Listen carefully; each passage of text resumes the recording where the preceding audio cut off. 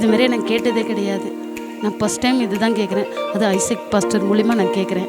நல்ல போதகர் கொடுத்தது கோடியான கோடி நன்றி சொல்லுகிறேன் தேவனுக்கு. கடந்த நாட்களில் பார்த்தீங்கன்னா நிறைய பிரச்சனைகள் வரும். பிரச்சனையை பற்றியே பேசிட்டுருப்போம் வீட்டில். அந்த சமாதானம் கிடைக்காது, வராது. இன்றைக்கி பாஸ்டரோட வார்த்தை கேட்ட பிறகு நாங்கள் நிறைய யோசிக்கிறோம். ஒரு தெளிவு வந்துடுச்சு. நல்ல வார்த்தையை நாங்கள் கேட்டு இந்த மெசேஜ் மூலமாக ஒரு சந்தோஷம், ஆசீர்வாதம் கிடைச்சிருக்கு. ஐயா ஆவிக்குள்ள தேவன் அவர் மத்தியில் இறங்கி பேசுனதுக்காக நன்றி. நான் நல்ல ஒரு விஷயத்தை கற்றுக்கினேன். இனிமேல் கணவரோடு நம்ம இணைந்து குடும்பத்தை செயல்படுத்த வேணும்னு ஆண்டவருக்கு நன்றி சொல்கிறேன். ஆண்டவர் சொல்லிக்கிறார் குடும்பத்தை எப்படி கனப்படுத்தணும்னு. வர நாட்களில் இந்த சத்தியத்தை இன்னும் நான் அதிகமாக கேட்டு அவர் படி கேட்டு நான் குடும்பத்தை கண்டிப்பாக கட்டுவேன். கர்த்தர் எனக்கு சில விஷயம் தெரியாத இருந்தது. போதகர் நல்ல ஒரு வெளிப்படமாக நல்லா பேசினார். கர்த்தருக்கு நான் நன்றி சொல்லுகிறேன். அவர் மூலிமா வார்த்தைகளே நல்லா கேட்குறதுக்கு இன்ட்ரெஸ்டாக இருந்தது. இது வேறு லெவலு. இந்த பிரசங்கம் எனக்கு ரொம்ப பிடிச்சிருந்தது. எங்கள் வீட்டில் இப்படி தான் இருக்கணும், இப்படி தான் வாழணும், இப்படி தான் இருக்கணும்னு நினச்சேன். ஸோ அது கிடையாது. போதகரை சொல்கிற ஒவ்வொரு வார்த்தையும் நல்ல பிரயோஜனமாக இருந்தது. இதுமாரி நான் கேட்டதே இல்லை. இப்போ தான் நான் ஃபஸ்ட் டைம் கேட்டது. எனக்கு பிரயோஜனமாக இருந்தது. இப்போ எங்களுக்கு கல்யாணம் ஆகி தான் ஃபஸ்ட்டு நாங்கள் இந்த மீட்டிங்கு கேட்டுருக்கோம். எங்கள் வாழ்க்கையில் அவர் தான் எங்களுக்கு எல்லாமே. உண்மையிலே எங்கள் பாப்பா இன்றைக்கி உயிராக இருக்க காரணம்னா ஐசக் ஐயா மட்டும்தான். எங்களுக்கு ஆண்டவர் அவர் மூலிமா எங்களுக்கு எவ்வளவோ செஞ்சுருக்கிறாரு. ரொம்ப நாள் இதெல்லாம் அறிஞ்சிக்காமல் இருந்ததை இப்போ தான் தெரிஞ்சுக்கின பிறகு நாங்கள் நல்லா இருக்கிறோம். முன்னாடியே இதெல்லாம் சொல்லி கொடுக்க எங்களுக்கு தெரிஞ்சுதான் நான் நிறைய விஷயம் தெரிஞ்சுன்னு இருப்போம். ஆண்டவரை ஏற்றுக்காத இருந்து ரொம்ப உலகம் தெரியாமல் ஆண்டவரை ஏற்றுக்காத இருந்தது. பல விஷயம் ரொம்ப வேஸ்ட் ஆகி போச்சு. அப்பாவை ஏற்றுக்கணும் நல்லா இருக்கிறோம். இங்கே வந்த பிறகு குடும்பத்தை பற்றி தெரிஞ்சுக்கினேன். நான் இதுக்கு முன்னாடியெல்லாம் நான் கேட்டதில்லை. நிஜமாவே எத்தனையோ குடும்பங்கள்லாம் எப்படியோ பிரிஞ்சு போகிறாங்க. இந்த மாதிரி சத்தியத்தை நான் கேட்கல. ஆனால் இன்றைக்கி கேட்டதுனால தான் நான் புரிஞ்சுக்கினேன். எனக்கு கிடைச்ச ஒரு வாய்ப்பு இது. இந்த மாதிரி ஒரு போதகர் கிடைச்சது நான் என்னுடைய வாழ்க்கையில் பெரிய பிளஸ்ஸிங் நான் நினைக்கிறேன். அவருடைய இந்த பிரசங்கமும் சரி சத்தியமும் சரி நிறைய பேர் போனோம்.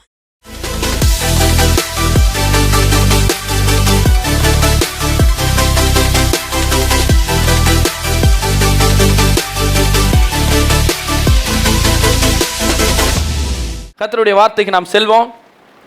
Thank you Jesus. மற்ற 6வது அதிகாரத்துக்கு திருப்போம். ஜெபம் எனும் கலை என்கிற தலைப்பில் ஜெபத்தை குறித்து எப்படி ஜெபிக்கணும், பதிலை பெறும்படி எப்படி ஜெபிப்பது என்பதை பார்த்து கொண்டிருக்கிறோம். அதன் பல்வேறு வகைகளை நாம் பார்த்து கொண்டிருக்கிறோம். ஒரு நாளைக்கு 100 ஜெபம் பண்ணாலும் 100 ஜெபத்துக்கு பதில் வரணும். அந்தளவுக்கு எப்படி ஜெபிக்கிறது அப்படின்றதை போதித்து கொண்டிருக்கிறேன். அதுக்கு சில வழிமுறை இருக்கிறது. மத்தேயு 6வது அதிகாரம் 9வது வசனத்தில் இருந்து பார்த்தீங்கன்னா இயேசு சீஷர்களுக்கு ஜெபிக்க கற்றுக் கொடுக்கிறார். பரமண்டலங்களில் இருக்கிற எங்கள் பிதாவை அந்த ஜெபத்தை கற்றுக் கொடுக்கிறார். கற்றுக் கொடுக்கறதுக்கு முன்னாடி ஒரு வார்த்தையை சொல்கிறார். என்ன அதை வாசிக்க பார்க்கலாம். 6வது அதிகாரம் 9வது வசனம் என்ன சொல்கிறார்? நீங்கள் ஜெபம் பண்ண வேண்டிய விதமாவது. எல்லாம் சொல்லுங்கள், ஜெபம் பண்ண வேண்டிய விதமாவது. அதுக்கு ஒரு விதம் இருக்குது. எடுத்தவங்க தான் ஜெபம் பண்ணுறது இல்லை. நான் பார்த்தேன், அதன்படி நான் ஜெபம் பண்ணுறேன். எங்கள் பாஸ்டர் பண்ணுவார், நான் பண்ணுறேன். எனக்கு ஞானஸ்தானத்துக்குள்ளே நடத்தினவர் பண்ணார், அதனால் நான் பண்ணுறேன். டிவியில் ஒரு பெரிய பிரசங்கியார் பண்ணார், அதனால் நான் பண்ணுறேன். எனக்கு தோணுது, சின்ன வயசுலேருந்து நான் பழகிட்டேன். அப்படி இல்லை ஜெபம். அதுக்கு ஒரு விதம் இருக்கிறது. இப்படி தான் ஜெபிக்கணும், இப்படி தான் செய்யணும் அப்படின்ற என்ன இருக்குது? ஒரு விதம். ஒரு பொண்ணு கல்யாணம் ஆகி போச்சா. கல்யாணம் ஆகி போன ஒரு மாதம் ஹோட்டல்லே நல்லா சாப்பிட்டுக்கிறாங்க. ஏன்னா சமைக்க தெரியும். ஒரு நாள் புருஷன்காரனுக்கு கோவம், சண்டை.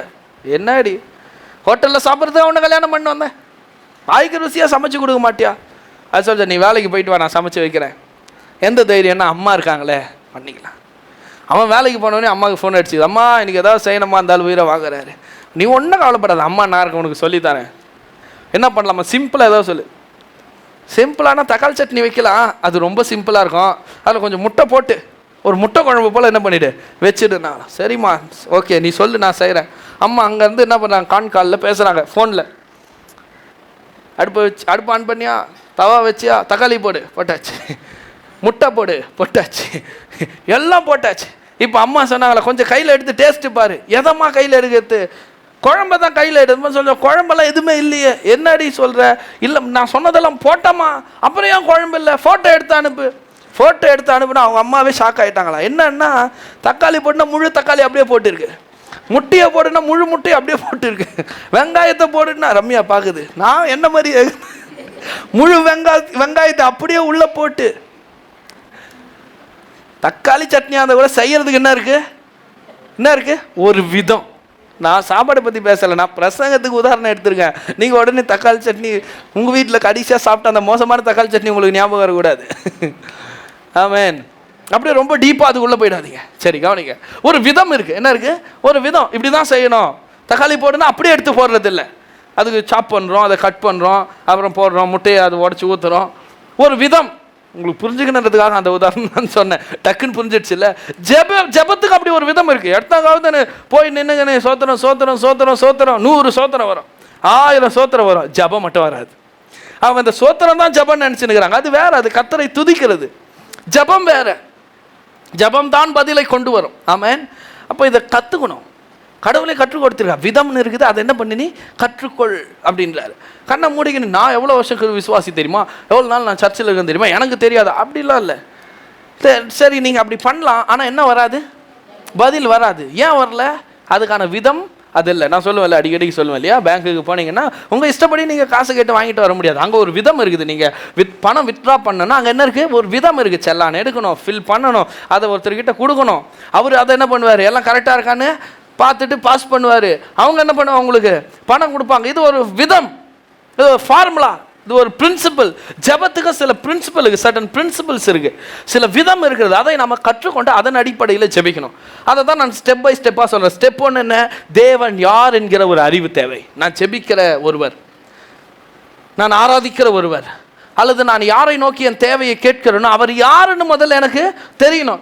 அப்போ தான் நான் எவ்வளோ கேட்கலாம் அவர்கிட்டன்றது தெரியும். உங்களுக்கு புரியுதா? எவ்வளோ கேட்கலாம், எவ்வளோ பெரிய விஷயத்தை கேட்கலாம், எதை கேட்கலான்னு தெரியணும். கேட்கணும் அப்படின்றது தெரியணும்னா அவர் யாருன்னு முதல்ல தெரியணும்னு சொன்னால் அவர் ஜெபத்தை கேட்கிறவர். அதனால் நீங்கள் தைரியமாக போய் ஜெபம் பண்ணலாம், அவர் கேட்காம இருக்க மாட்டார். ரெண்டாவது, அவர் யெகோவா ஹீரே, எல்லாத்தையும் அவர் பார்த்து கொள்வார். எல் ஷெட்டாய், அவரால் முடியாதுன்னு ஒன்று கிடையவே கிடையாது. எதை வேணாலும் அவர்கிட்ட என்ன பண்ணலாம்? எவ்வளோ பெரிய காரியங்கள், உங்களால் முடியாத காரியத்தை கூட அவரிடத்துல என்ன பண்ணலாம்? நீங்கள் கேட்கலாம். அவர் யெகோவா ராஃபா, சுகம் தருகிறவர். அதனால் எந்த வியாதி, எவ்வளோ பெரிய வியாதியாக இருந்தாலும் நீங்கள் தைரியமாக ஜெபிக்கலாம், அவர் சுகம் தருவார். இப்படி நிறைய பார்த்தோம். ரெண்டாவது காரியம், அவருடைய சித்தத்தின்படி நாம் ஜெபிக்கணும். 1 யோவான் 5:14, எதையாகிலும் அவருடைய சித்தத்தின்படி கேட்டால் அவர் நமக்கு செவி கொடுக்கிறார். நாமளா இப்போ இஷ்டமாக எதுவும் கேட்டால் பதில் வருவதில்லை. ஆனால் கர்த்தருடைய சித்தத்தின்படி கேட்டால் கர்த்தர் என்ன கொடுக்குறாரா? செவி கொடுக்கிறார். அப்போ நம்முடைய ஜெபங்கள் கர்த்தருடைய சித்தத்தின்படி இருக்கிறதா என்பதை நாம் என்ன பண்ணணும்? கவனிக்கணும். கர்த்தருடைய சித்தத்தின்படி இது இருக்குதா? கர்த்தருடைய சித்தத்தின்படி தான் நான் செய்கிறேன்னா? இந்த ஜெபம் சொன்னால எதிர்த்த விட்டு எலிசபெத், அது கர்த்தருடைய சித்தம் இல்லை. ஆமேன். கர்த்தர் அவருக்கு ஒரு சித்தம் இருக்குது. அதை என்னன்னு கேட்டு என்ன பண்ண நம்ம அறிந்து கொள்வது ரொம்ப முக்கியம். கர்த்தருடைய சித்தம் என்னையா நீங்கள் சொல்லுங்க, ஏன்ட்டு என்கிட்ட வரக்கூடாது. இல்லை வேற எந்த பாஸ்டர்கிட்டையும் போய் தலையை கொடுத்து கர்த்தருடைய சித்தம் என்னன்னு பார்த்து சொல்லிட்டுங்கய்யா. பாஸ்டருங்கெல்லாம் ஜோசியக்காரங்க இல்லை. கர்த்தருடைய சித்தத்தை இந்த வேதாகமத்தில் நீங்கள் கண்டு கொள்ளலாம். இந்த வேதாகமம் தான் கர்த்தருடைய சித்தமாக இருக்கிறது. இதில் கர்த்தர் அவருடைய சித்தத்தை கொட்டி வச்சிருக்கிறார். உங்களை பற்றி என்ன சித்தம், நோக்கம் என்னவோ இதில் இருக்குது. இதை படிங்க. அதனால தான் நான் சொன்னேன், ஜெபம் பண்ணிட்டு பைபிளை படிக்கிறது தவறான மெத்தடு. பைபிளை படிச்சுட்டு ஜெபத்துக்கு போகணும், அதான் கரெக்டு, அதான் சரியான மெத்தட். முதல்ல பைபிளுக்கு படிங்க. நீங்கள் எதுக்காக வியாதிக்காக ஜெபம் பண்ண போகிறீங்களா? கர்த்தருடைய சித்தம் என்னன்றது இதில் கண்டுபிடிக்கலாம். பணத்துக்காக ஜெபம் பண்ண போகிறீங்களா? கர்த்தருடைய சித்தம் என்னன்றது இதில் என்ன பண்ணலாம்? கண்டுபிடிக்கலாம். ஆமேன். ஜெபம் பண்ணுகிறாரு, ஆண்டவரே எனக்கு பண தேவை, இந்த தேவையை சந்திப்பது உங்களுடைய சித்தம் அப்பா, எப்படியாவது அந்த லோனை சேங்ஷன் பண்ணிடுங்க. பணத்தை கொடுக்கறது கர்த்தருடைய சித்தம். அது லோன் மூலமாக வருவது கர்த்தருடைய சித்தம் அல்ல. லோனும் ஒரு கடன் தான், மாட்டின்னு முழிக்கணும். கர்த்தர் தருவார், எப்படினாலும் தருவார். காக்கா வச்சு கூட தருவார், கழுதை வச்சு கூட தருவார், கூரையை பிச்சுட்டு கூட கொடுக்குற தெய்வம் நம்மது. அந்த தெய்வம் பண்ணல, நம்ம தெய்வம் பண்ணுவார். கூரையை பிச்சுட்டு தருவார். நாள் வந்ததுன்னா கூரையே இல்லாமல் ஆக்கி தளம் போட்டுடுவார். ஆமேன். நம் தேவன் செய்ய வல்லவர். அதனால சித்தத்தை அறிந்து நாம ஜெபிக்கணும். சரி, மூன்றாவது காரியம், ஸ்டெப் 3, அதில் தான் நாம் இப்போ இருக்கிறோம். மார்க் 11:24, ஆதலால் நீங்கள் ஜெபம் பண்ணும்போது எவைகளை விரும்பி கேட்டுக்கொள்வீர்களோ அவைகளை பெற்றுக்கொண்டோம் என்று விசுவாசிங்கள், அப்பொழுது அவைகள் உங்களுக்கு உண்டாகும். விசுவாசத்தோடு ஜெபம் பண்ணுன்றார். யாக்கோபு புஸ்தகத்தில் நம்ம பார்த்தோம், 5வது அதிகாரத்தில் பார்த்தோம், விசுவாசம் உள்ள ஜெபம் பிணியாளியை ரட்சிக்கும். அப்போ ஜெபம் பண்ணும்போது விசுவாசமாக இருக்கணும், விசுவாசத்தோடு ஜெபிக்கணும். எல்லாம் சொல்லுங்க, விசுவாசத்தோடு ஜெபிக்கணும். கழுகையோடு ஜெபம் பண்ணக்கூடாது, கண்ணீரோடு ஜெபம் பண்ணக்கூடாது. எங்கள் பாஸ்டர் ஒருத்தர் சொல்லுவார், பைபிள் காலேஜில் டீச்சராக இருந்தார். அவர் ஒரு இடத்துக்கு போனாராம் பாருங்க, போயிட்டு எல்லாரும் ஜெபம் பண்ணுவோம்னாராம் பாருங்க. அங்கேருந்து கூட்டம் எல்லாம் அப்படியே முகத்தை எடுத்துன்னு போய் தரையில் வச்சுட்டு எல்லாம் முக்காடை போட்டுன்னு அழ ஆரம்பிச்சுட்டாங்களாம் ஜெபம் பண்ணுவோன்னு. அவர் சொன்னா, ஐயோ என்னாச்சு? இல்லையா நீங்கள் தானே ஜெபம் பண்ணு. நான் ஜெபம் தானே பண்ணேன்னு சொன்னேன், அழணுன்னு நான் சொல்லியே. ஜெபனாலே அழணுன்றது சில பேருடைய பிரின்சிபலாக இருக்குது. ஜெபனால என்ன பண்ணணும்? அழணும், கண்ணீர் விடணும். இல்லை, அது இல்லை ஜெபம். ஜெபம் என்பது விசுவாசத்தோடு வரணும். ஜெபம் எப்படி வரணும்? விசுவாசத்தோடு நீங்கள் எதை கேட்டாலும் கர்த்தர் உங்களுக்கு என்ன பண்ணுவார்? செய்வார். அப்போது விசுவாசம் உள்ள ஜெபம் பதிலை கொண்டு வரும். விசுவாசம் உள்ளவர்லாம் ஜெபத்தில் எதை கேட்டாலும் செய்வாராம். விசுவாசம் உள்ள ஜெபம் பிணியால் எவ்வளோ பெரிய வியாதியில் இருந்தாலும் அவனை குணமாக்குன்னா அந்த விசுவாசம் நமக்கு தேவை. அப்படி நாம் விசுவாசத்தோடு என்ன பண்ண? ஜெபிக்க ஆரம்பிக்கணும். ஆமென். அந்த விசுவாசம் நமக்கு தேவை. அந்த மாதிரி விசுவாசத்தோடு நாம் என்ன பண்ணோம்? ஜெபிக்க வேண்டும். அப்படின்னா அந்த விசுவாசத்தை நாம் என்ன பண்ணோம்? கற்றுக்கொள்ளணும். பக்கத்தில் பார்த்து விசுவாசத்தை கற்றுக்கொள்ளணும். இப்போ விசுவாசம் எப்படி வரும்னு சொன்னேன். ரோமர் 10:17. ஆதலால் விசுவாசம் கேள்வியினால் வரும், கேள்வி தேவனுடைய வசனத்தினால் வரும். Faith cometh by hearing the word of God. கர்த்தருடைய வார்த்தையை கேட்டுக்கொண்டே இருப்பதனால என்ன வரும்? விசுவாசம் வரும். பிரசங்கத்தை கேட்கணும், திரும்ப ஒன்றும் இல்லை. நம்ம யூடியூப்பில் போடுற மெசேஜை ஒரு தினந்தோறும் கேட்டுனே இருங்களேன். இந்த வாரம் மெசேஜ் வந்திருக்கோம், அடுத்த சண்டே வாரம் வரைக்கும் அந்த மெசேஜை ஒரு நாளைக்கு ஒரு முறை கேட்டு பாருங்களேன். எந்த அளவுக்கு விசுவாசம் பில்டப் ஆகுது பாருங்க. வார்த்தையை கேட்டுக்கொண்டே இருப்பதனால் விசுவாசம் வரும். பிரசங்கத்தில் வார்த்தையை. பிரசங்கம் சில பிரசங்கங்கள் சொந்த கதையும் சோக கதையுமா இருக்குது. யாரையாவது திட்டிக்கின்னு முக்கால்வாசி பிரசங்கம் அப்படி ஆயிடுச்சு. யாரையாவது திட்டுறதும், டான்ஸ் ஆடுறவனை, செருப்பு போட்டுன்னு வரணும், இதே தான் பிரசங்கம்லாம். திட்டுறதும், குறை சொல்கிறதும், அதை பேசுகிறதும், இப்படி ஆயிடுச்சு பிரசங்கம். இதெல்லாம் கேட்டால் விசுவாசம் வராது. இதெல்லாம் கேட்டால் எரிச்சல் வரும். இதெல்லாம் கேட்டால் இன்னும் கோபம் வரும். நான் சொல்லுகிறேன், வார்த்தை நிறைந்த பிரசங்கத்தை நீங்கள் கேட்டு பாருங்கள். விசுவாசம் அப்படி பற்றி பிடிக்கும் உங்களுக்குள்ள. விசுவாசம் எப்படி வரும்? கேள்வியினால. வசனத்தை கேட்கறதுனால விசுவாசம் வரும். வசனத்தை கேட்டு இருதயம் முழுக்க விசுவாசத்தினால நிரப்பி அந்த விசுவாசத்தை வெளியே கொண்டு வரணும். எப்படி கொண்டு வரணும் விசுவாசத்தை? விசுவாசம் ரிலீஸ் ஆகிற ஒரு முறை இருக்கிறது. என்னது? அதான் போன வாரம் நான் சொன்னேன். இயேசு பசிக்குது, பெத்தானியாவிலேருந்து வராரு, பசி எடுக்குது. இலைகள் உள்ள ஒரு அத்தி மரத்தை பார்க்குறாரு. போய் நின்று அந்த அத்தி மரத்துக்கிட்ட பழம் ஏதாவது இருக்கான்னு பார்க்குறாரு. பழம் இல்லை. உடனே அந்த அத்தி மரத்தை பார்த்து சபிக்கிறார். சபிச்சுட்டு ஊழியத்தை கிளம்பி போயிட்டார். ஊழியெல்லாம் செஞ்சு முடிச்சுட்டு 24 மணி நேரம் கழிச்சு அதே வழியாக வரார். இயேசு போயிட்டார். அவருக்கு தெரியும், நல்லா தெரியும், நம்ம சபிச்சா மரம் பட்டு போயிடுச்சு. ஆனால் பேதுருக்கு டவுட்டு. சொன்னார் ஆயிருக்குமோ? சொன்னா எப்படிங்க ஆகும்? சொன்னா நான் கூப்பிட்டா நான் ஏன் வர மாட்டேங்குது? சொன்னா ஆயிடுமா? மர சபை பேசினா நடக்குமா? போய் மரத்துக்கிட்ட பார்த்தா நடந்துருக்குது. மரம் வேரோடு பட்டு போயிருக்குது. அவனுக்கு ஆச்சரியம். கூப்பிட்றான், ரபி, ஆண்டவரே, போதகரேன்னு அர்த்தம். நீர் சபித்த அத்தி மரம் பட்டு போயிடுச்சு. ஏசு அவனை பார்த்து சொல்றாரு, மார்க் 11:22, தேவனிடத்தில் விசுவாசம் உள்ளவர்களாயிருங்க. இங்கிலீஷில் எப்படி வருது? Have a God kind of faith. தேவனுடைய விசுவாசமா இரு. நான் எப்படி நம்புறேன்? நீ மரம் பட்டு போனதை பார்த்த பிறகு நம்புற பட்டு போயிடுச்சுன்னு. இது ஒரு விசுவாசமே இல்லை. சுகமானதுக்கு அப்புறம் சுகமானன்னு சொல்றது ஒரு விசுவாசம் இல்லை. சாப்பாடெல்லாம் கண்ணு முன்னாடி பார்த்ததுக்கு அப்புறம் சாப்பாடு வந்துச்சு, சாப்பாடு இருக்குது, அதுவா விசுவாசம்? அதில் விசுவாசம். கையில் காசு நிறைய இருக்கும்போது என்கிட்ட நிறைய இருக்குதுன்னு சொல்றதா விசுவாசம்? அதில் விசுவாசம். பேசன அப்போவே மரம் நல்ல கலகலன்னு பச்சை பசல்னு இருக்கும்போதே அது பட்டு போயிடுன்னு விசுவாசிக்கிறோமே, அதுக்கு பேர் விசுவாசம். கையில் ₹1 இல்லாதப்போ இங்கே அறிக்கை பண்ணுற மாதிரி அந்த 10 ரூபா தூக்கி வச்சுக்கிட்டு அறிக்கை பண்ணுறோமா? என்ன அறிக்கை பண்ணுறோம்? என்னிடத்தில் அதிகமாக இருக்கிறதுனால் நான் அதிகமாக கொடுப்பேன். அறிக்கை பண்ணுறோமே, அதுக்கு பேர் விசுவாசம். என்கிட்ட அதிகமாக வந்த பிறகு நான் அதிகமாக இருக்குது அதனால் அதிகமாக கொடுப்பேன்னு சொல்கிறேன், அதுக்கு விசுவாசமே தேவையில்லை. அதுக்கு என்ன தேவையில்லை? பலவீனமாக இருக்கும்போது தான் பலவாள்னு சொல்லணுமா?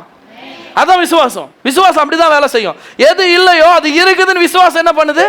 நம்புகிறது. கண்களுக்கு புலப்படாததை விசுவாசம் உண்டு என்று என்ன பண்ணுது? நம்புது. அப்போ விசுவாசம் எப்படி ரிலீஸ் ஆகும்? இயேசு பயிற்சி பண்ணி காட்டுறார். சீஷர்களுக்கு பயிற்சி பண்றார். எப்படி பயிற்சி பண்றார்? முதல்ல விசுவாசத்தை சொல்லிட்டே இருக்கிறார். போன வாரம் நான் சொன்னேன் இல்லையா, விசுவாசத்தை சொல்லி காட்டினார். போன வாரம் நான் அதுக்கு ஒரு உதாரணம் கொடுத்தேன். மார்க் 19 ஒரு அசுத்தாவி பிடிச்ச ஒரு மனுஷனை கொண்டு வராங்க, ஒரு குழந்தைய, சின்ன பையன், ஊமையும் செவிடுமான ஆவி பிடிச்சிருக்குது. அந்த ஆவி அவனை விட்டு போகவே மாட்டேங்குது.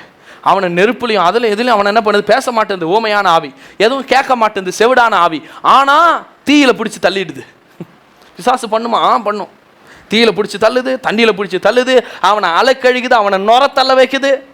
சீசர்கள்கிட்ட கொண்டு வந்து விடுறாங்க, போட்டுங்கப்பா, இயேசுவோடு கூட வருகிறீங்களா? 12 சீசரை ஓட்டுறாங்க, ஓட்ட முடியல. அந்த அப்பாவுக்கு ஒரு மாதிரி ஆயிடுச்சு பாருங்க.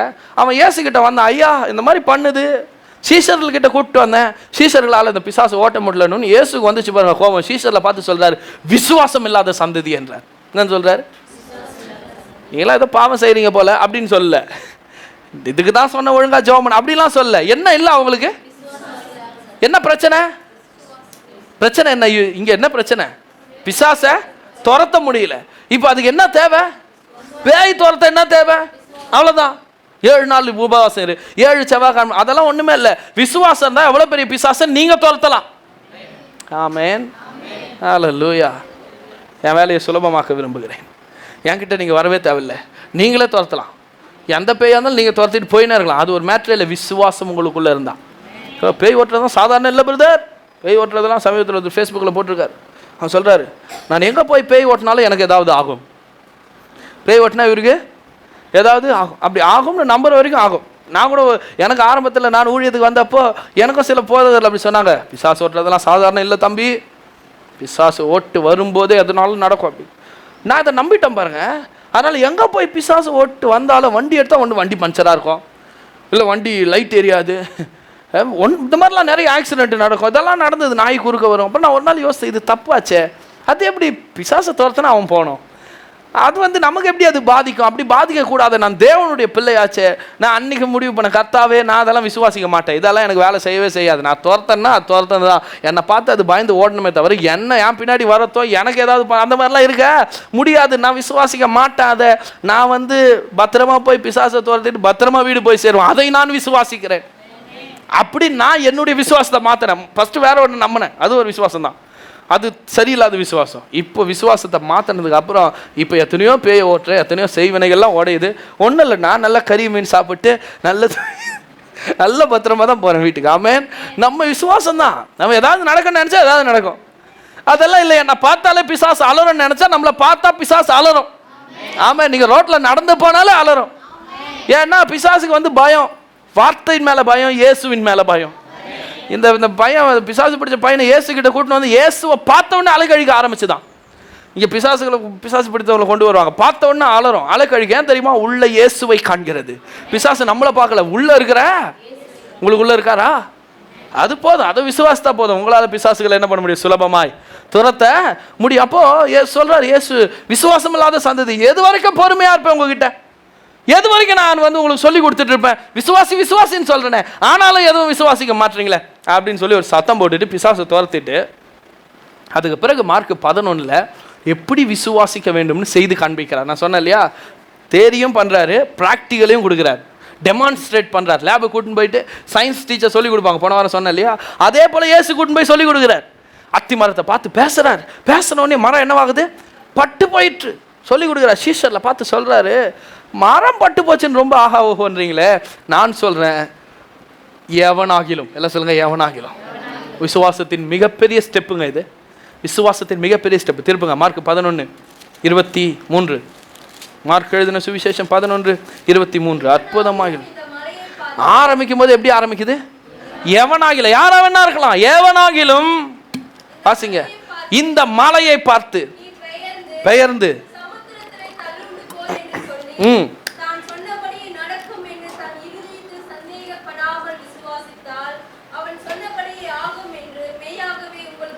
யாரா வேணாலும் இருக்கலாம்.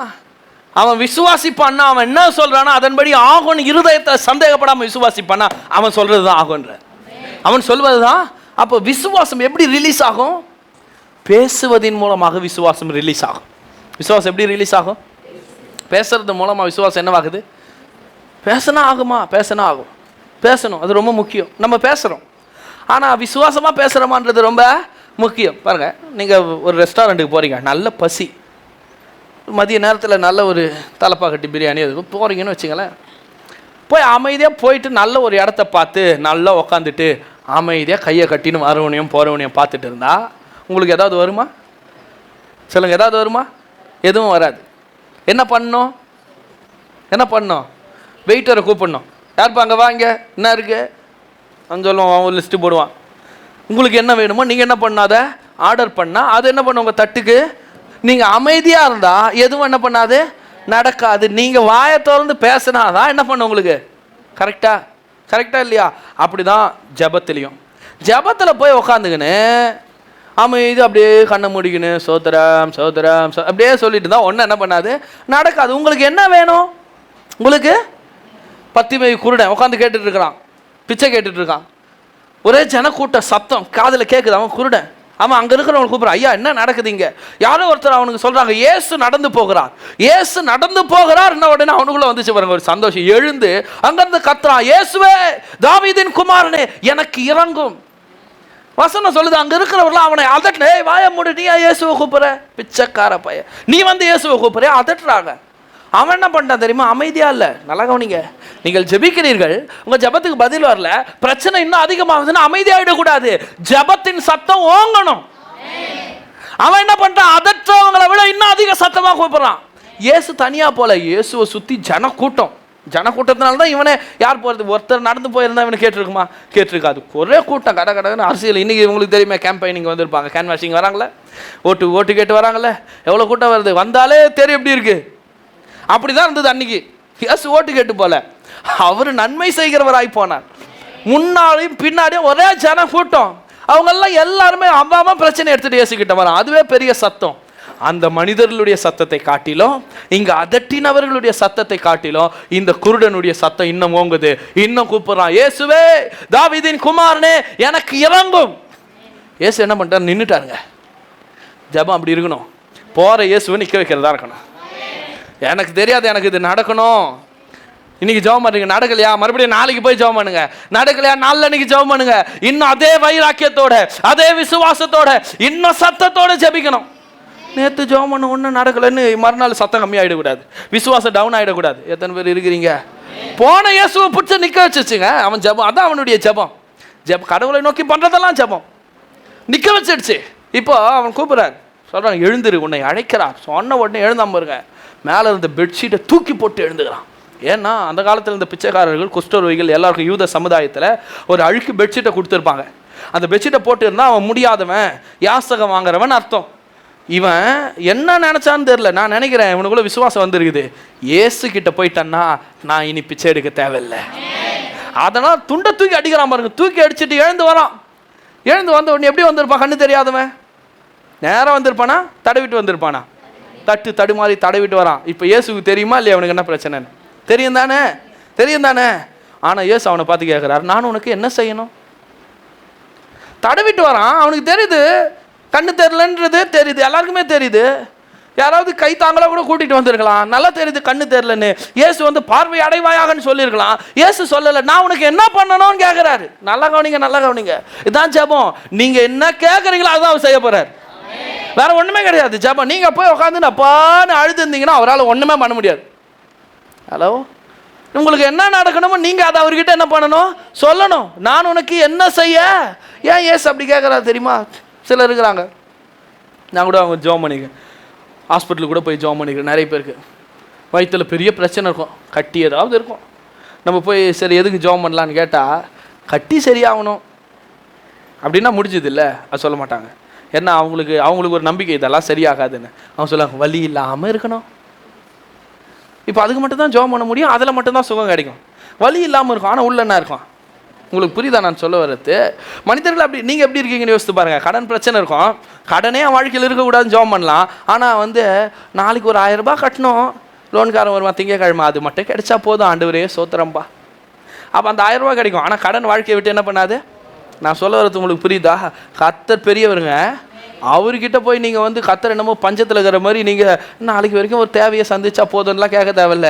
உனக்கு என்ன தேவை? கடனே காலம் முழுக்க எனக்கு இருக்கக்கூடாதுன்னு கூட தாராளமாக தைரியமாக ஜெபம் பண்ணுங்க. கடன் இல்லாமல் கர்த்தர் உங்களை நடத்துவார். ஆமாம், அவ்வளோ பெரிய தேவன் அவர். அப்போ கேட்குறாரு, நான் உனக்கு என்ன செய்ய வேண்டும்? நான் உனக்கு. அவன் என்ன சொன்னான்? சிம்பிளாக சொன்னான், நான் பார்வை அடையின சாமி. இப்போ மறுபடியும் ஒரு ஹோட்டலுக்கு வருவான். போனீங்கல்ல பிரியாணி சாப்பிட்ட ஹோட்டலுக்கு, கொஞ்ச நேரத்துக்கு முன்னாடி சொன்னேன் அந்த இல்லஸ்ட்ரேஷன். ஹோட்டலுக்கு போனீங்க, அமைதியாக உட்காந்துருந்தால் எதுவும் வராது. சரி, நீங்கள் போய் உட்காந்தோடனே வெயிட்டர் வரான். சார் உங்களுக்கு என்ன வேணும் கேட்குறான். நீங்கள் சொல்கிறீங்க, என்ன பசி தெரியுமா, சாப்பிட்டு 4 நாள் ஆச்சு, அப்படியே கிருன்னு வருது, தலையெல்லாம் சுற்றுது.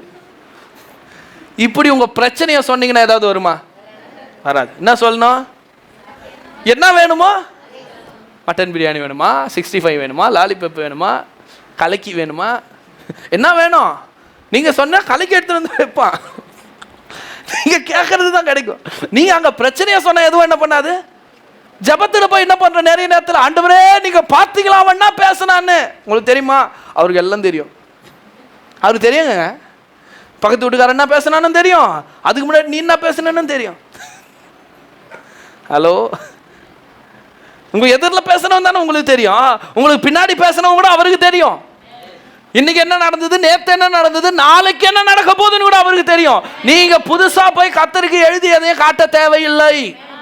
அவன் இதை பேசினா, இவன் அதை பேசினா, அவன் அப்படி பண்ணிட்டான், இவன் அப்படி பண்ணிட்டான், என் பேலன்ஸ் என்ன தெரியுமா ஆண்டவரே, என் சுருக்கு பையில எவ்வளவு இருக்கு தெரியுமா ஆண்டவரே, இதெல்லாம் கர்த்தருக்கு ஏற்கனவே தெரியும். பக்கத்தில் பசங்க எல்லாம் கர்த்தருக்கு தெரியும். இப்போ ஜெபம் எதுக்கு? பிரச்சனையை சொல்றதுக்கு இல்லை, பிரச்சனைக்கு என்ன ஆகணும் அதுதான். இப்போ இயேசு சீஷரில் பார்த்து என்ன சொல்லிட்டு இருக்காரு, மலை எவ்வளோ பெருசு பார்த்தியான்னு சொல்ல, மலை பிரச்சனை அது பெருசாக தான் இருக்குது, அதை பற்றி பேசல, அது எப்படி பெயர்ந்து போகணுன்றதுக்கு வழியை சொல்லிட்டு இருக்கிறாரு. நான் இப்போ என்ன பண்ணிட்டு இருக்கேன், நானும் அதை தான் செய்து கொண்டு இருக்கிறேன். நாம் எல்லாம் விசுவாசிகள், எல்லாம் சொல்ல நாம விசுவாசிகள், சரி நான் விசுவாசி. இந்த விசுவாசிக்கு இன்னொரு பேர் என்ன தெரியுமா, மவுண்டன் மூவர்ஸ். நமக்கு என்ன பேர், மலைகளை பெயர்க்கிறவர்கள். அதான் நிமிந்து உட்காருங்க, சொல்லுங்க பக்கத்தில், நான் தெரியுமா மலைகளை பெயர்க்கிறேன். என்ன மலை, ஜேசிபி டிரைவரான்னு கேட்டு போகிறேன். என்னப்பா ஜேசிபி டிரைவரா நீ?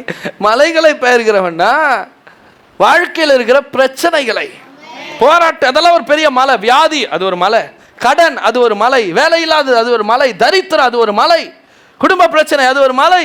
ஆமேன். இதெல்லாம் பெரிய, எத்தனை பேர் வாழ்க்கையில் நிறைய மலை இருக்கு.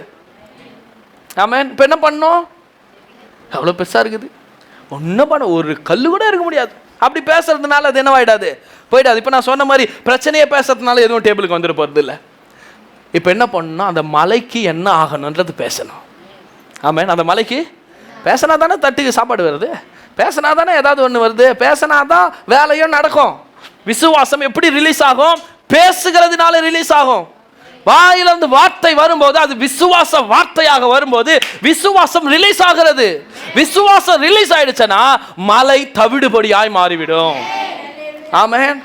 பெரிய மலையா இருக்கலாம், ஆனா நீங்க அதை விட பெரிய மலை, நீங்க அந்த மலையை நிர்மூலமாக்குகிறவர்கள். ஆமென். சொல்லுங்க, மவுண்டன் மூவர்ஸ், நான் மலையை பெயர்க்கிறவன்.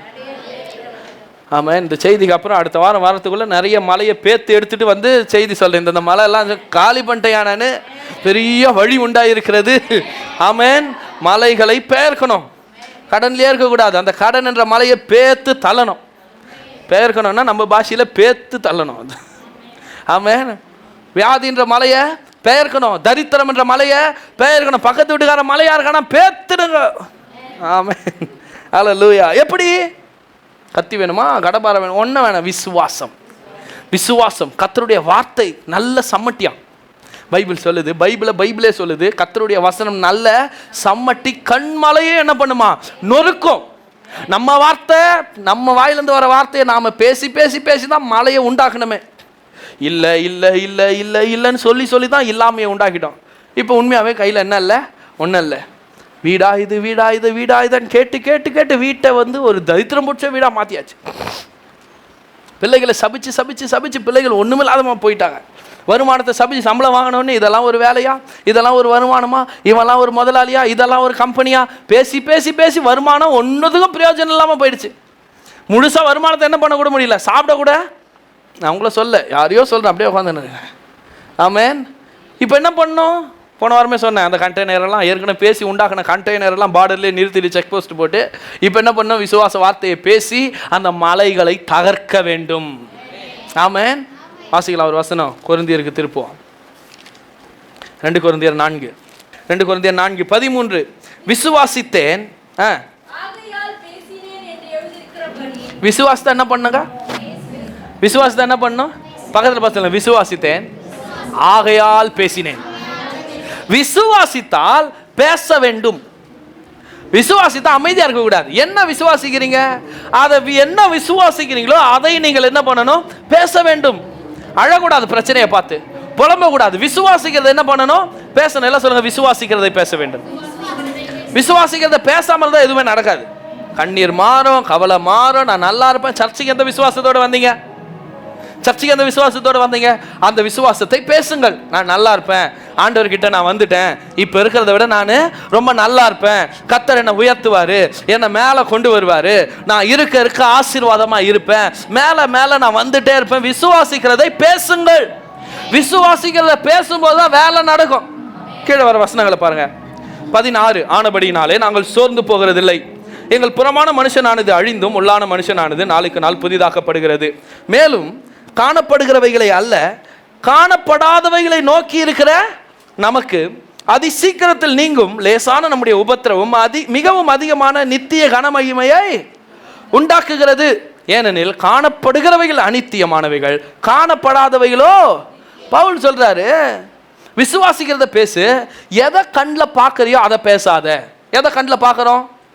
2 கண் நமக்கு இருக்குது. ஒன்று இந்த மாம்ச கண், இது இந்த உலகத்தை பார்க்க. இன்னொன்று ஆவிக்குரிய கண் இங்கே இருக்குது, அது அகத்தின் கண். இந்த 2 கண் இருக்குது. இந்த அகத்தின் கண்ணுக்கு ஒரு பவர் இருக்குது. இந்த கண்ணால் எதையெல்லாம் பார்க்க முடியலையோ அதெல்லாம் இந்த கண்ணால் பார்க்கலாம். அதனால தான் குருடர்களுக்கு, பார்வையற்றவர்களுக்கு இது தெரிலனாலும் அவங்களுக்கு இது பிரகாசமாக இருக்கும். நமக்கெல்லாம் ஒரு ஃபோன் நம்பர், எனக்கெல்லாம் என் ஃபோன் நம்பர் எங்கள் அப்பா ஃபோன் நம்பரை தவிர யார் ஃபோன் நம்பரும் தெரியாது, ஏறவே மாட்டேங்குது. ஆனால் எனக்கு சில பார்வையற்றவர்கள் எனக்கு தெரியும் பாருங்க, அவங்கெல்லாம் ஃபோனில் ஒருத்தர் நம்பர் சொல்லிகிட்டு இருப்பாங்க, அடுத்தது அவன் சொல்லுவான். அவ்வளோ ஷார்ப். அவங்க ஒரு முறை நம்பரை கேட்டால் போதும், நீங்கள் அவங்க நம்பர் சொல்லுங்கள், சொன்ன வட்டி அப்படியே பிடிச்சிப்பாங்க, கற்பூரம் போல். ஒரு முறை ஒரு ரோட்டில் போயிட்டு வந்தாங்கன்னா, எங்கள் ஊருக்கு பக்கத்து ஊரில் ஒருத்தர் இருக்கார் பாருங்க, கரெக்டாக எங்கள் வீட்டான தான் பஸ் இறங்குவார். ஒரு கிட்டத்தட்ட ஒரு 3/4 கிலோமீட்டர் இருக்கும் அவர் ஊருக்கு போகிறதுக்கு, கரெக்டாக நடந்து போயிடுவார். நல்லா கண்ணு தெரிஞ்சவங்களாம் ஆக்சிடென்ட் ஆகுது, ஆனால் அவர் ஆசீர்வாதமாக இருக்கிறார். அவர் பேர் அதுதான், நல்லா இருக்கிறார் பாருங்க, நல்லா பத்திரமா போயிட்டு வர. என்ன தெரியுமா, அவங்களுக்கு இந்த கண்ணில் தான் பிரச்சனை, இங்கே இருக்கிற கண்ணில் பிரச்சனையே இல்லை. வாழ்வு இந்த கண்ணில் இல்லை, இந்த கண்ணில் தான் இருக்குது. இந்த கண்ணின் மூலமாக, இந்த மனதில் இருக்கிற கண்ணின் மூலமாக நம்ம என்ன பார்க்குறோமோ அதை வச்சு தான் நம்முடைய வாழ்க்கை வெளிச்சமாக இருக்கும். அதை வச்சு தான் நம்ம வெற்றிக்கு போக முடியும். பவுல் சொல்லுகிறார், காணப்படுகிறவையில் அல்ல, கண்ணில் பார்த்துட்டு இருக்கோம். வியாதியை பார்க்குறோம், தரித்திரத்தை பார்க்குறோம், பிரச்சனையை பார்க்குறோம், இல்லாமையை பார்க்குறோம், தரித்திரத்தை பார்க்குறோம், மனைவி வியாதிப்பட்டிருக்கிறத பார்க்குறோம், கணவன் சம்பாதிக்காத பார்க்கிறோம், பிள்ளைகள் கீழ்ப்படியாததை பார்க்கிறோம், வறுமையை தரித்திரமா தலைவரி தாடுகிறதை பார்க்கிறோம். ஆனா பவுல் சொல்றாரு, நீ பார்க்கறிய அதை அல்ல, காணாததை நோக்கு. இன்னைக்கு அழுகையை பார்க்குறீங்க, ஆனால் சந்தோஷத்தை நோக்கணும். இன்னைக்கு வியாதியை பார்க்குறீங்க, ஆனால் சுகத்தை நோக்கணும். இன்னைக்கு தரித்திரத்தை பார்க்குறீங்க, ஆனால் ஆசீர்வாதத்தை நோக்கணும். எதனால நோக்க முடியும்? இந்த மனக்கண்களின் மூலமாக. காணப்படுகிறவையில் அல்ல, காணப்படாதவைகளை நோக்கி இருக்கிற நமக்கு இந்த உபத்திரம், இந்த கண்ணில் பார்க்குற உபத்திரம்லாம் லேசாய் மாறிவிடுமா? ஒரு ஆவிக்குரிய விசுவாசிக்கு 2 பார்வை அவசியம். 2 பார்வை. டாக்டர் கிட்ட போறீங்க, உனக்கு இந்த பிரச்சனைன்னு சொல்றாங்க, ஓகே, இந்த பார்வையில் பார்க்குறேன். இந்த பார்வையில் நான் என்ன சொல்றேன்? இல்லை, கர்த்தர் எனக்கு சுகம் தருவார், கர்த்தர் என்னை விடுதலை ஆக்குவார், கர்த்தர் என்னை எடுத்து பயன்படுத்துவார், நான் சாகாமல் பிழைத்திருப்பேன். இது இந்த விசுவாசம். ஆமாம், அதுதான் கற்பனை சக்தியை கர்த்தர் கொடுத்துருக்கார். எத்தனை பேர் நல்லா கற்பனை பண்ணுவீங்க? நல்லா கற்பனை பண்ணுறீங்களா? கற்பனை வரும். என்ன கற்பனை? நாளைக்கே செத்துட்டா என்ன பண்ணலாம் பண்ணுறது. சிலர் உண்மையாகவே லிட்ரலாக ஏதாவது ஒன்று ஆயிடுச்சுன்னா, ஏதாவது ஒன்று நடந்துச்சுன்னா அந்த கற்பனை பண்ணாது, அப்படி தான் ஆகும். மோசமாக கற்பனை பண்ணி அதில் வாழ்வதற்காக தேவன் கற்பனா சக்தி உங்களுக்கு தரல. கற்பனா சக்தி எதுக்கு? இமேஜினேஷன் பவர் எதுக்கு? எதிர்காலத்தில் என்ன வாகனமோ அதை கற்பனை செய்து பார்க்க வேண்டும். அதனால தான் பைபிள் சொல்லுது, நாம் தரிசித்து நடவாமல் விசுவாசித்து நடக்கிறோம். பார்த்து பார்த்து நடக்கிறது இல்லை. ஓ, கையில காசு இல்லையா, உடனே கடன் வாங்க. இது தரிசித்து நடக்கிறது. வலிக்குதா, உடனே ஹாஸ்பிட்டல் போ. இது தரிசித்து நடக்கிறது. விசுவாசித்து நடக்கிறது என்ன தெரியுமா? காசு இல்லையா, ஜெபம் பண்றேன், கர்த்தர் தருவாரு, இப்ப இல்லைனாலும் நாளைக்கு வந்துடும், கரெக்டா கட்டி முடிப்பேன். அது விசுவாசித்து நடக்கிறது. I am not see what I am saw. நான் எதை பார்க்கிறேனோ அதன்படி என்ன பண்றது இல்லை. I am not move what I am seeing. நான் எதை பார்க்கிறேனோ அதன் அடிப்படையில் மூவ் ஆகிறது இல்லை. ஆமென், ஹல்லேலூயா. பக்கத்தில் பார்த்து சொல்லுங்க, விசுவாசித்து நடக்கிறோம். நல்லா சொல்லுங்க, விசுவாசித்து நடக்கிறோம். ஆமென். பார்க்கறதே பேசிட்டு இருக்க கூடாது. அதே பேசினா அதான் நடக்கும். பார்க்கறது ஒன்றா இருக்கலாம், ஆனால் பேசுறது வேற ஒன்றா இருக்கணும். ஆமென். 2 பேர் இந்த சர்ச்சில் உட்காந்துட்டு இருக்கும்போது நான் பார்த்தேன். என்ன பார்த்தேன்? கண்ணில் பார்த்தா 2 பேர் உட்காந்துருக்கிறாங்க. ஆனால் இங்கேருந்து பார்க்க ஆரம்பிச்சிட்டேன். ஒரு நாள் ஒன்று வரும், இது பெரிய சபையாக மாறும். இங்கே நிறைய பேர் வருவாங்க. நான் பார்த்தேன். அப்படியே உங்களுக்கு சுற்றி கொஞ்சம் பாருங்களேன், சும்மா சுற்றி பாருங்களேன். பார்த்துட்டீங்களா? நான் சொல்கிற ஒரு நாள் ஒன்று வரும், உங்களுக்கே இடம் இருக்காது. எப்படியா? நான் விசுவாசித்து பார்க்கிறேன். நாட்கள் வரும், இந்த இடம் இன்னும் நிரம்பி இருக்கும். இப்போ ஒரு 3 ஆராதனை நடக்குது, இன்னும் நிறைய ஆராதனை நடக்கும். பார்க்கிங்க்கு இடம் இருக்காது, நிக்கிறதுக்கு இடம் இருக்காது. ஆமென். விசுவாசிக்கிறேன், காணப்படுகிறவைகளை அல்ல காணப்படாதவைகளை நோக்கி இருக்கிற எனக்கு. யாருக்கு பிரச்சனை சீக்கிரம் மாறும், யாருக்கு பிரச்சனை லேசா போகும்? காண்கிற பிரச்சனை அல்ல, காணாததை நோக்கி இருக்கிறவர்களுக்கு. உங்க பிரச்சனை சீக்கிரமா போணுமா, உங்க பிரச்சனை லகுவா போணுமா? காணாதவைகளை நோக்கி இருங்கள். காணாத சுகம், காணாத விடுதலை, காணாத ஆசீர்வாதம், இல்லாத பணம். பேங்க்ல 0 0 0 0ன்னு இருக்கலாம், ஆனா உங்க கற்பனை எப்படி இருக்கணும்? என் பேங்க் நிரம்பி இருக்கிறது, ஏராளமான செல்வம் என்னை தேடி வருகிறது, நான் நிறைய எடுக்கிறேன், நிறைய வாங்குறேன், நிறைய சேமிக்கிறேன். காணாதவைகளை நோக்கி இருக்கிற நமக்கு. பக்கத்துல சொல்லுங்க, காணாதவைகளை நோக்கி இருக்கிற நமக்கு. இன்னைக்கு கஷ்டப்பா இருக்கலாம் வாழ்க்கை, ஆனா சந்தோஷமான வாழ்க்கையை பாருங்கள், சந்தோஷமான வாழ்க்கையை பாருங்கள். ஆமென். நான் ஒரு முறை ஏதோ கைவிடு சர்ச்சில் பிரசங்கம் பண்ணும்போது ஒரு அம்மா பாருங்க, அந்த அம்மா மட்டும் தான் சர்ச்சுக்கு வருவாங்க, அவங்க கணவர் சர்ச்சுக்கே போகாதன்னு டிஸ்டர்ப் பண்றாள். ஆனால் அந்த அம்மா பாருங்க விசுவாசமா என்ன பண்ணுன்னா, பக்கத்துல ஒரு சேர் பிடிச்சி சீட்டு போட்டு வைக்கும். வரவங்கலாம் கேட்பாங்க, என்ன இந்த மாதிரி பண்றீங்கன்னு. ஏன் காதுக்கு வந்துச்சு, ஐயா சேர் இருக்குது, உட்கார விட மாட்டாங்க, சேரை பிடிச்சி வச்சுக்கிறாங்க. நான் கூப்பிட்டு கேட்டேன், இங்கே வாங்க, என்ன சேர் எதோ சீட்டு போட்டு வச்சு யாரும் வராத ஆளுக்காக சீட்டு போடுறீங்களாமே, வாரம் பண்ணுறீங்களாமே, என்ன பிரச்சனை? அவங்க சொன்னாங்க, இல்லை பாஸ்டர், தரிசித்து நடவாமல் விசுவாசித்து நடக்கணும்னு சொன்னீங்கல்ல, நான் விசுவாசிக்கிறேன். ஒரு நாள் என் பக்கத்தில் எங்கள் வீட்டுக்காரர் வந்து உட்காந்து கடவுளை ஆராதிப்பார், நான் விசுவாசிக்கிறேன். நீங்கள் நம்பவே மாட்டீங்க, அந்த அம்மா சொல்லி ஒரு 4 வாரத்தில் அவர் வந்து உட்காந்துட்டார். ஞானசானம் எடுத்துன்னு இப்போ கணவன் மனைவியாக தான் சர்ச்சுக்கு வராங்க. அதான் விசுவாசம். பார்க்கறதுக்கு முட்டாள்தனமாக இருக்கும், சொல்றதுக்கு முட்டாள்தனமாக இருக்கும். இதெல்லாம் நடக்குமா, இதெல்லாம் சரியா? ஆனால் முட்டாள்தனமாக தோன்றலன்னா அதுக்கு பேர் விசுவாசமே இல்லை. விசுவாசம் ஆரம்பிக்கும் போது முட்டாள்தனமாய் தான் தோன்றும், ஆனா விசுவாசித்து இறங்கிட்டீங்கன்னா அதுக்கப்புறம் மற்றவெல்லாம் பைத்தியம் ஆயிடுவான், நீங்க தான் பெரிய ஞானியா இருப்பீங்க. பக்கத்துல பசங்க, தரிசித்து நடவாமல் விசுவாசித்து நடக்கிறோம். ஹல்லேலூயா. ஒரே ஒரு சம்பவத்தை காட்டி முடிக்க விரும்புகிறேன். 1 சாமுவேல் 17க்கு திருப்புவோம். இந்த சம்பவம் நமக்கு நல்லா தெரியும். ஹல்லேலூயா. தாவீதுடைய சம்பவம்.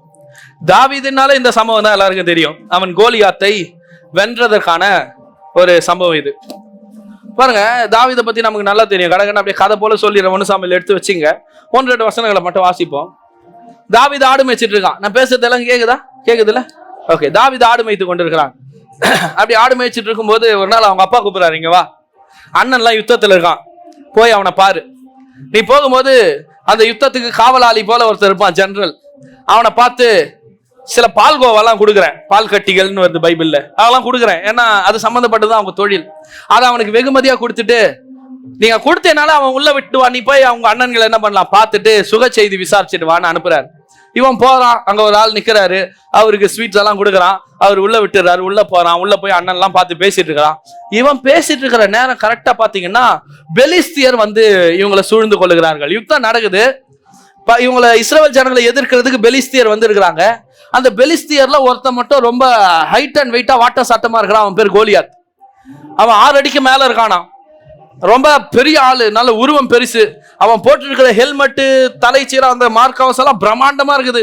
அவனை எதிர்க்க யாராலையும் முடியல. அவன் தினந்தோறும் வந்து இவங்களை சேலஞ்சு பண்றான். உங்கள ஆண்மகன் யாருமே இல்லையா?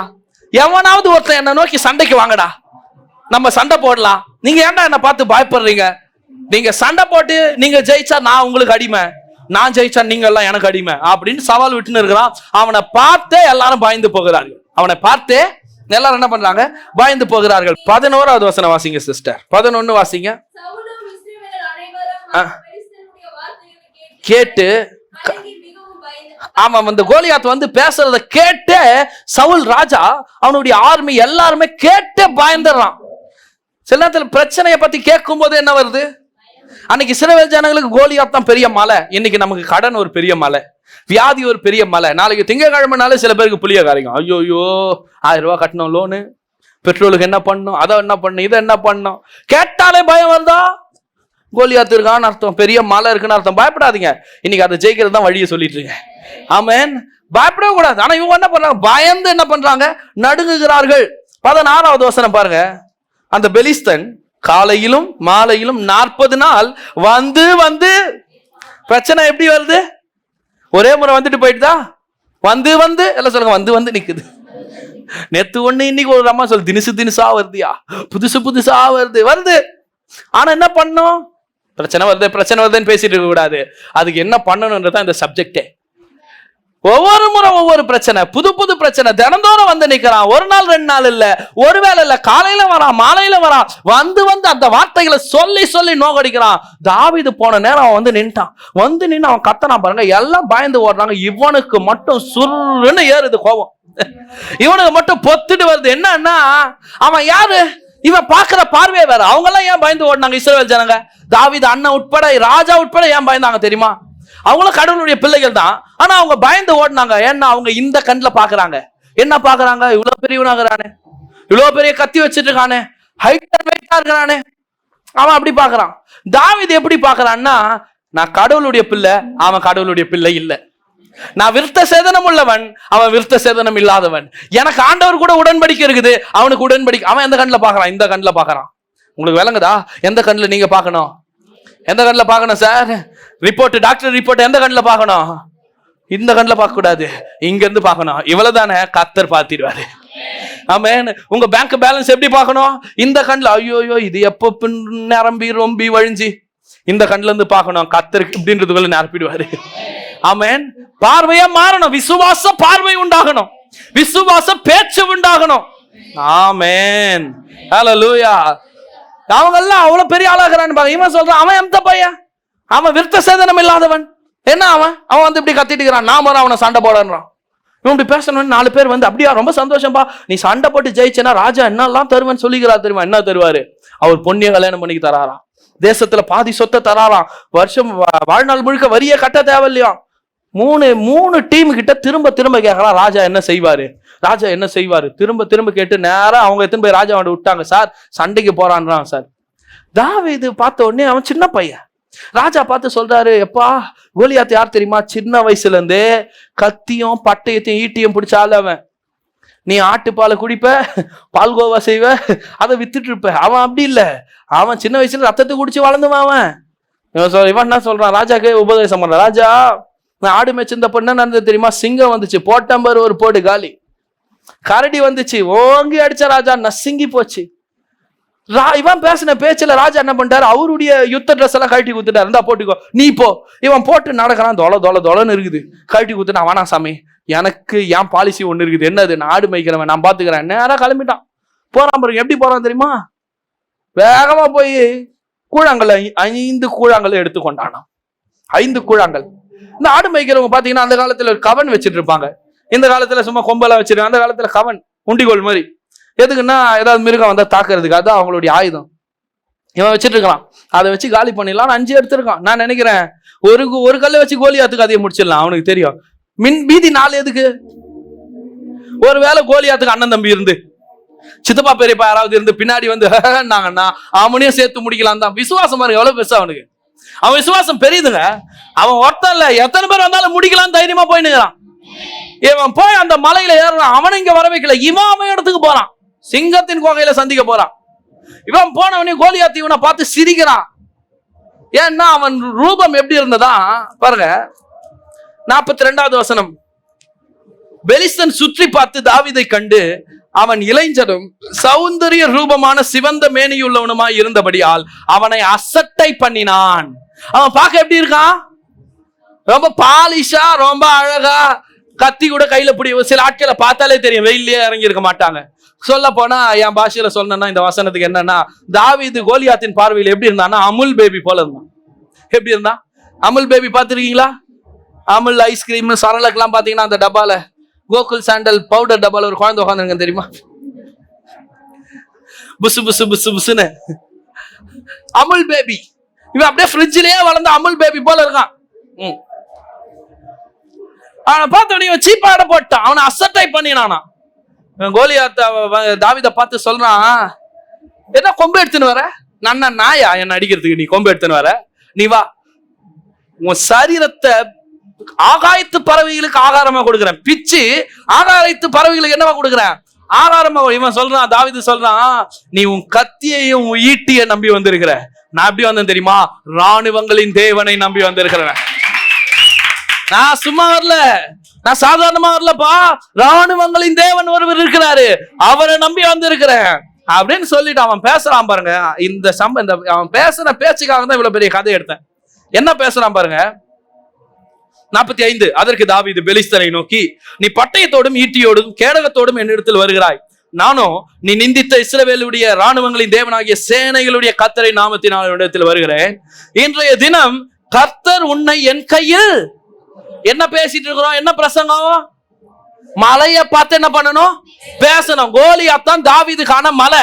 அந்த மலையை பார்த்து கல்ல அடிக்கிறதுக்கு முன்னாடி மலையை பார்த்து பேசுறான். என்ன பேசுறான்? உன்னை கர்த்தர் இன்னைக்கு என் கையில கொடுக்கிறாரா. அடுத்த வார்த்தையை பாருங்க. நான் உன்னை கொன்று உன் தலையை உன்னை விட்டு வாங்கி, அவனை இன்னைக்கு உன்னை சாகடிக்கிறேன், உன் தலையை தனியா எடுக்கிறேன். பேச்சு பாருங்களேன். யாரு அவன்? இவ்வளவு பெருசா இருக்கிறான், இவன் தூண்டு இருக்கிறான். இவன் ஆட்டையும் பாலையும் பால்கோவாவை சாப்பிட்டவன், அவன் ரத்தத்தையும் ஈட்டியும் கத்தியும் பார்த்தவன். எங்கேயாவது எட்டுதா? ஆனா பேச்சு பாருங்க. மேட்ரு என்ன தெரியுமா? பேச்சுதான் மேட்ரு. மேட்டர் பேச்சுதான். உருவம் இல்ல, ஹைட் அண்ட் வெயிட் இல்ல, அமுல் பேபியா அண்டர்டேக்கனா இல்ல, அண்டர்டேக்கரா கிடையாது. ஆமா, யாரு? விசுவாச வார்த்தையை பேசுற ஆளா, அவ்வளவுதான் மேட்ரு. பக்கத்துல பேசுறோம், விசுவாச வார்த்தையை பேசுற ஆளா. நீங்க யாரு? நீங்க முடிவு எடுக்கணும். இப்ப நீங்க யாரு?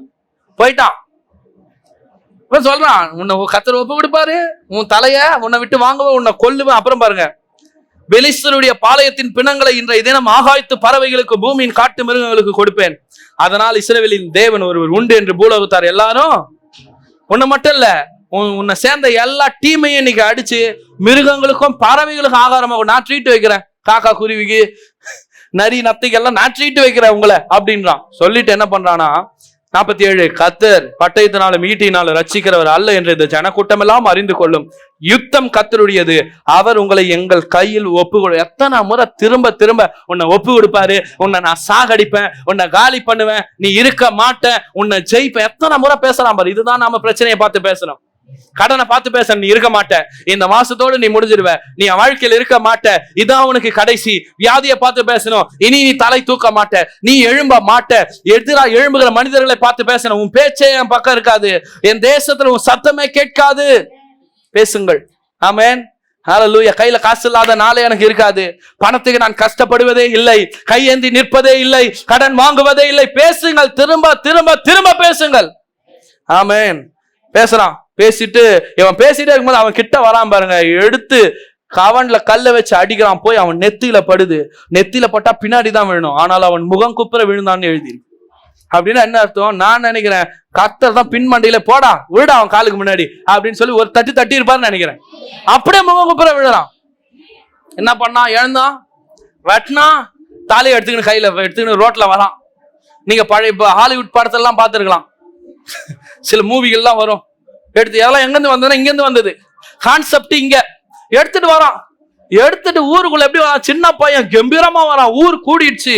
சிட்டி கேர்ள்ஸ் இருக்கு பைபிள்ல, பட்டணத்து பெண்கள் சூழ வந்துட்டாங்களா. எல்லாம் வந்து தாவீதை சுத்தி வந்து பாட்டு பாடுறாங்களா. என்ன பாட்டு? சவுல் கொன்றது 1000, ராஜா சவுல் கொன்றது 1000, தாவீது கொன்றது 10000. எப்படி இருக்கும்? ராஜா அப்படியே நடுங்குறான். அவனுக்கு ஒன்னும் பொறுக்கல. என்னடா நான் ராஜா, எத்தனை சண்டை போட்டிருப்பேன், எவ்வளவு பேரை கொண்ட, நான் கொண்டது 1000ன்ட்டான், இவன் ஒரே ஒருத்தனை தான் சாகடிச்சான், ஆனா 10000ன்றானு. அப்படின்னா ஒரு கோலியாத்து 10,000 பேருக்கு சமம். ஒரு கல்லுல முடிச்சுட்டான் மேட்டரை. எவ்வளவு பெரிய நீங்க நினைக்கிறீங்களா? ஒரு கல்லு கோலியாத்தை காலி பண்ணிச்சுட்டு. நான் சொல்லட்டுமா, இவன் பேசின விசுவாச வார்த்தை அவனை சாகடித்தது. இவன் பேசின விசுவாச வார்த்தை எதிரியை ஒன்றுமில்லாமல் ஆக்கினது. இவன் பேசின விசுவாச வார்த்தை மலையை பெயர்த்தது. பழைய ஏற்பாட்டுல இருந்த தாவீதே அவ்வளவு பண்ண முடியும்னா நாம எவ்வளவு பண்ண முடியும்? யோசித்து பாருங்க. நமக்கு எதிராகவும் மனிதர்கள் இருக்கிறாங்க. கம்முன்னு தான் ஒன்னும் நடக்காது. விசுவாச வார்த்தையை பேசணும். திரும்ப திரும்ப மலையை பார்த்து பேசணும். நீ பெயர்ந்து போ, நீ ஒன்றுமில்லாமல் போ, நீ என் வாழ்க்கையில இருக்கவே இருக்காத. ஆமென். நீ அகன்று போ.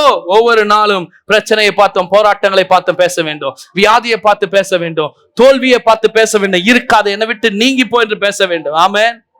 நீங்கள் யார்? நீங்கள் யார்? மவுண்டன் மூவர்ஸ் தூங்கிட்டு இருக்கீங்க சில பேர்லாம். நீங்கள் யார் சொல்லுங்க? மாலைகளை பெயர்க்கிறவர்கள் தானே. மறக்கவே கூடாது. பிரசங்கத்தை கேட்டு மறந்தா எப்படி? மறக்கவே கூடாது. கண்ணாடி முன்னாடி போய் எழுதி வைக்கணும், நான் மலையை பெயர்க்கிறவன். ஆமேன். கண்ணாடி பார்க்குற பழக்கம் எல்லாருக்குமே இருக்கும். கண்ணாடி பார்த்து ஐயோ கருப்பாயிட்டனே, இருக்க ஒல்லி ஆயிட்டனே, என்ன பண்றது தெரியல, அப்படி பேசக்கூடாது.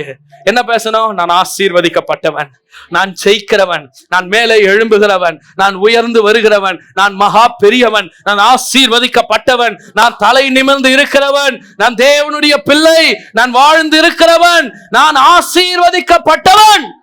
தினந்தோறும் உங்களை பார்த்து அப்படிதான் பேசணும் சார். பெட்ல இருந்து காலை எடுத்து கீழே வைக்கிறது முன்னாடியே சொல்லு, நான் ஆசீர்வதிக்கப்பட்டவன், கர்த்தர் என்னோடு இருக்கிறார், எனக்கு வேண்டிய யாவற்றையும் கர்த்தர் செய்வார். ஆமென். ஹல்லேலூயா. பக்கத்துல பார்த்து சொல்லுங்க, நீங்கள் மலைகளை பெயர்க்கிறவர்கள். எந்த பிரச்சனையும் பார்த்து பயப்படக்கூடாது. எவ்வளவு பெரிய எதிரியை பார்த்து என்ன பண்ண கூடாது? பயப்படக்கூடாது. வாயை திறந்து பேசணும். பேசினா நடக்குமா? நடக்கும். பேச மட்டும் அஞ்ச கூடாது. காசு இல்லைன்றத பேசுறத விட்டுடணும். இந்த மனுஷன் சரியில்லையன்றத பேசுறத விட்டுடணும். இதெல்லாம் வீடா பேசுறத விட்டுடணும். ஆமென். என்ன வேலை, என்ன சம்பளம் பேசுறத விட்டுடணும். நம்ம நிலைமைல்லாங்க அதெல்லாம் விட்டுடணும். ஆமென். நம்ம நிலைமை, நம்ம பரம்பரைலாம் ஒரு மாதிரி இருந்திருக்கலாம், ஆனால் நான் அப்படி இருப்பது இல்லை. என் பரம்பரையில எவனை வாழ்ந்துராது ஒரு நல்ல வாழ்க்கையை நான் வாழ்வேன். ஆமென். சார் நான் சொல்றேன், நீங்க விசுவாசித்து பாருங்க.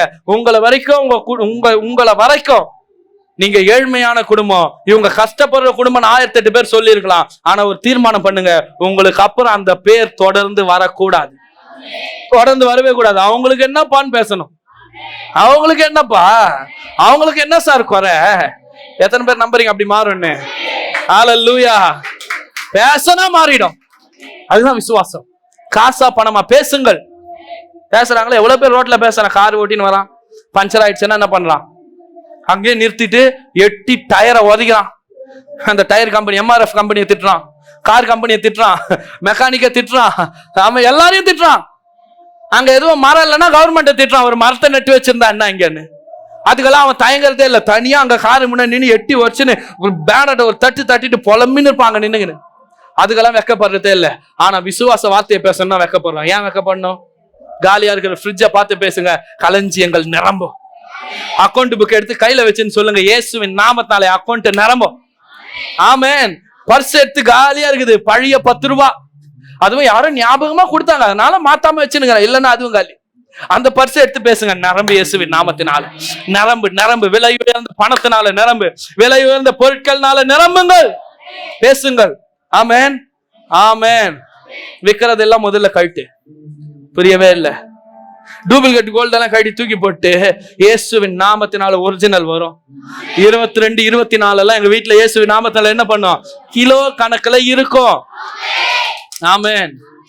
எனக்கு கூட போட ஆசை தான், ஆனா விற்கிறது இருந்தது, அப்பெல்லாம் போட்டுன்னு இருந்தேன். ஒரு நாள் ஆண்டவர் சொன்னார், எதுக்கு இதை போட்டுனுங்கிற? உன்னுடைய பரம தகப்பன்னா அவ்வளவு ஏழையா? நான் சொன்ன உடனே எனக்கு சப்புன்னு 2 குத்த மாதிரி இருந்தது. தூக்கி போட்டேன். போற வழியில பைக்ல கழட்டி, எனக்கு நிறைய நேரத்தில் நான் வண்டியில போகும்போது தான் கடவுள் சொல்லுவார், அப்படியே தூக்கி போட்டு போயிட்டேன். ஆமென். நீங்க நம்ப மாட்டீங்க, நான் போய் இறங்குறதுக்குள்ள அங்க ஒருத்தர் ஒரு காணிக்கையோட உட்கார்ந்து எடுத்தாரு. என்ன தெரியுமா? இதுதான் கொடுத்துட்டு போனேன். ஆமென். அதெல்லாம் அப்படிதான் நடக்கும். நம்ம இன்னும் விற்கிறது இங்க ஒண்ணு போட்டோம்னா கர்த்தர் பாப்பாரு, இடமே இல்லை. நான் ஏதாவது போடலாம்னு நினைக்கிறேன், எல்லாம் ஃபுல் பண்ணி வச்சு, சரி இருந்துட்டு போட்டோம் போ. அப்புறம் அது அரிச்சு, அது சொறி அது புண்ணாயி. ஆமென். உங்கள் தேவன் பெரியவர். அவர் ஒட்டு போடுறதையும் தைச்சு போடுறதையும் உமா கோல்டியமா கொடுப்பாரு. ஆமென். ஆஸ்தியும் ஐஸ்வர்யமும் அவன் வீட்டில் தங்கும். கிலோ கணக்குல தங்கும். சவரெல்லாம் இல்ல. இனிமேல் நம்ம பேசுறது எப்படிதான் பேசணும்? சொல்லுங்க, நல்லா சொல்லுங்க. காசா பணமா பேசுங்க சார், பேசுங்க. வீட்டுல போய் இப்ப கிலோவா நிரம்பும். பேசுங்க. வருதா இல்லையா பாருங்க. வரும், வரும். பேசலன்னா என்ன ஆகும்? பயப்படாது, இருக்கிறதெல்லாம் போகும். பேசலன்னா இருக்கிற கால் சவரமும் சேட்டு கடைக்கு போகும். பேசினா கிலோ கணக்கில் வரும். ஆமென். பேசி பேசி வெற்றி எடுங்கள், பேசி பேசி ஜெயத்தை எடுங்கள், பேசி பேசி குடும்பத்தை சமாதானம் உள்ளதாக்குங்கள். விசுவாச வார்த்தைகளை பேசுங்கள், மலைகளை பார்த்து பேசுங்கள். அடுத்த வாரம் வரும்போது இத்தனை மலையை பேத்து எடுத்துக்கிறையா சாட்சியோட வாங்க. ஆமென். ஆமென். ஹல்லேலூயா. இப்போ ஒரு 5 mg தான் கொடுத்துருக்கேன். அடுத்த வாரம் வந்தா 10 mg கொடுப்பேன். டோஸ் வாரம் ஏறும். ஆமென். மழை தரமட்டம் ஆகிற வரைக்கும் டோஸ் ஏறும். ஆமென். நீங்கள் மலையை பெயர்க்கிறவர்கள், உங்களுக்கு முன்பாக மலைகள் எல்லாம் தவிடுபடியாகும். இன்னும் அவன் இதை பண்ணிட்டான், இவன் அதை பண்ணிட்டான், ஒரு மாதிரி பார்த்தான், இருக்கிறத வாங்கின்னு போயிட்டான், கையில ஒண்ணும் இல்ல, சாம்பார் தான் வச்சேன், மாங்காய் ஊறுகாவை வாங்கலான்னு வந்தேன். இந்த பேச்செல்லாம் ஒழிவதாக, ஒழிவதாக. ஆமென். சந்தோஷமா சமாதானம் உங்க குடும்பத்துல நிலைக்கட்டும். ஆஸ்தி ஐஸ்வர்யம் உங்க வீட்டில நிற்கட்டும். கர்த்தருடைய நாமத்தினால் உங்கள் கொம்பு உயரட்டும். உங்களுடைய கூடாரம் சமாதானத்தோடு இருப்பதாக. உங்கள் வாசஸ்தலத்தில் என்றைக்கும் சந்தோஷமும் கம்பீர சத்தமும் தொனிப்பதாக.